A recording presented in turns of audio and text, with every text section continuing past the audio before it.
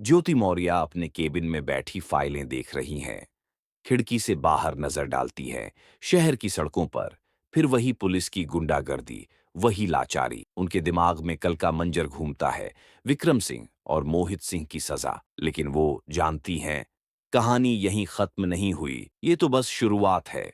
वो बुदबुदाती है, अगर सिस्टम बदलना है तो जड़ से सफाई करनी होगी। उसी समय एक किसान रामस्वरूप डीएम ऑफिस आता है, कांपते हाथों से कहता है, मैडम, मेरे गांव में तालाब खुदवाने का पैसा आया था, पर मुखिया और ब्लॉक अफसर ने पूरा पैसा हड़प लिया। तालाब तो आज तक सूखा पड़ा है। ज्योति की आंखों में गुस्सा चमक उठता है। वो तुरंत आदेश देती हैं, आज ही गांव चलेंगे। बिना किसी सूचना के गांव पहुंचते ही ज्योति देखती है, रिपोर्ट में तो लिखा है तालाब पूरा बना हुआ है, लेकिन असलियत में मिट्टी के ढेर और सूखा गड्ढा। वह पूछती हैं, कहाँ है तालाब? मुखिया हंसकर कहता है, मैडम, कागजों में सब सही है, आपको भी पता है, ऐसे ही चलता है। ज्योति ठंडी मुस्कान के साथ कहती हैं, अब ऐसे नहीं चलेगा। वह अपने कैमरा टीम को बुलाती हैं और मौके पर पूरी रिकॉर्डिंग करवाती है।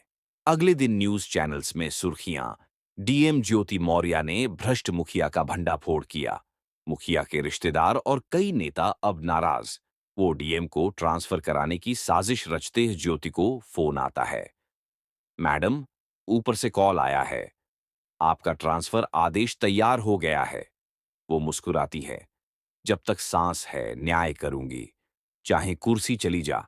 रात को घर लौटते समय ज्योति की गाड़ी का टायर अचानक फट जाता है। चार नकाबपोश लोग अंधेरे में हमला करते हैं, लेकिन उनके साथ चल रहे ड्राइवर और गार्ड मुकाबला करते हैं। ज्योति बाल बाल बचती हैं। वह सोचती हैं, अब यह सिर्फ ड्यूटी नहीं, जंग है। वह अपने पुराने भरोसेमंद ऑफिसर आरव सिंह को बुलाती है। दोनों मिलकर सबूत इकट्ठा करने की योजना बनाते हैं। कौन कौन नेता, पुलिस और अधिकारी मिलकर गरीबों की योजनाओं का पैसा खा रहे हैं। रात रात भर डेटा निकालना, बैंक रिकॉर्ड खंगालना, सब छिपकर। ज्योति को पता चलता है कि जिले के एसपी विक्रम सिंह, जिसे उन्होंने पहले सस्पेंड कराया था, अब एक बड़े राजनीतिक गिरोह से जुड़ा हुआ है और वह जिले में फिर लौटने की कोशिश में है। वह सोचती हैं, अगर ये वापस आया तो फिर कोई गरीब चैन से नहीं जी पाएगा। ज्योति खुली सभा बुलाती है, गांव वालों, मजदूरों, दुकानदारों के बीच। वह कहती हैं, आपकी चुप्पी ही इन भ्रष्ट लोगों की ताकत है। अब वक्त है आवाज उठाने का। लोग ताली बजाकर समर्थन हैं। अगली सुबह रेड शुरू होती है। डीएम ज्योति मौर्य खुद जीप में बैठकर भ्रष्ट अफसरों के घरों पर छापा मारती है।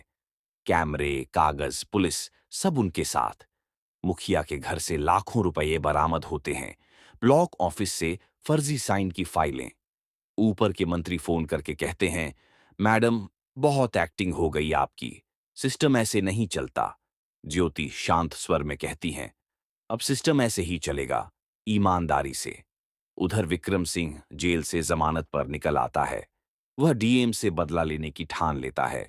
वह कुछ पत्रकारों और नेताओं को मिलाकर ज्योति मौर्य के खिलाफ झूठे आरोप फैलाने की साजिश है।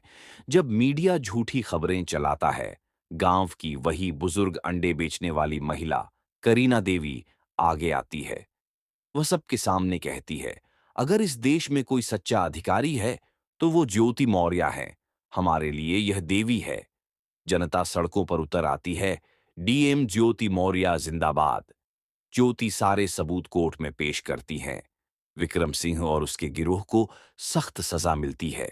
कोर्ट कहता है, यह केस भारत की न्याय व्यवस्था के लिए मिसाल बनेगा। फिर से वही सुबह।